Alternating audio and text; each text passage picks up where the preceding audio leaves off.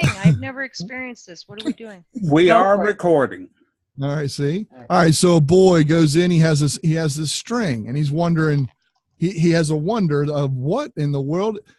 Oh, wait a minute, what's that? Is that pecan pie? And he looks over, and there's a medicine man holding right next to him, and he started to tickle him. He's like, what in the heck are you doing? He says, well, look, there's a hurricane, so you got to be careful of a power plant. We don't want it to go out because you end up in the grave, and then there'd be a grave digger there, okay? So once you do that, so then he realized that maybe this guy's not American, but he says, no, I'm from the United States. He says, oh, well, look, I got an apple pie sitting right here. What nationality are you? You're not from this country. Because he says, of course I am. Look, I have cheese, American cheese. Here we go.